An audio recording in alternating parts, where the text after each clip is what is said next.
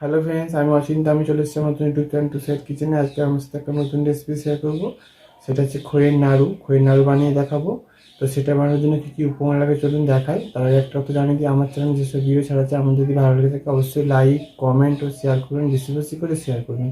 আর যদি আমার চ্যানেলে নতুন হয়ে থাকেন তাহলে প্লিজ সাবস্ক্রাইব করে দেবেন এবং নিচে বেল নোটিফিকেশনটা আগে করে দেবেন, যাতে আমার ভিডিও আপনাদের কাছে আগে পৌঁছে যায়। চলুন তাহলে আজকে খইয়ের নাড়ু বানানোর জন্য কী কী উপকরণ লাগে আসুন দেখাই।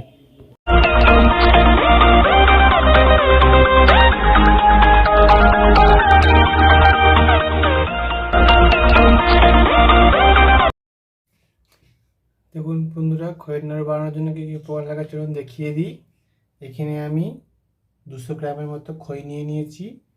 এখানে আমি 1 বাটি গুড় নিয়ে নিয়েছি। এখানে আমি 4টে এলাচ নিয়ে নিয়েছি। পরিমাণ মতো ঘি নিয়ে নিয়েছি। চলুন তাহলে আর কি রেসিপিটা শুরু করি।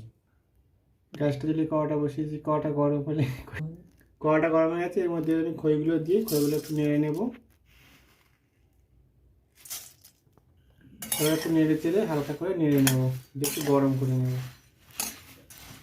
তবে বন্ধুরা, আমি খইটা নেড়ে নিয়েছি, সেটা গরম করে নিয়েছি। এবার এটা নামিয়ে নেব। এর মধ্যে এবার কড়াটার মধ্যে এবার আমি গুড়টা দিয়ে দেবো, চিট করে নেব।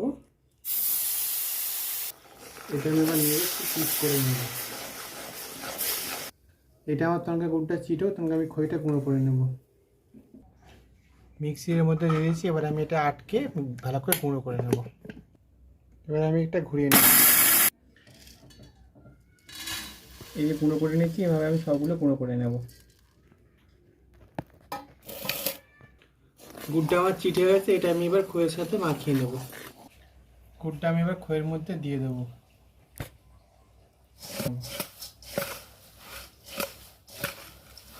এবার আমি এলাচটা গুঁড়ো করেছি সেটা দিয়ে দেবো। ভালো করে পাকিয়ে নেব।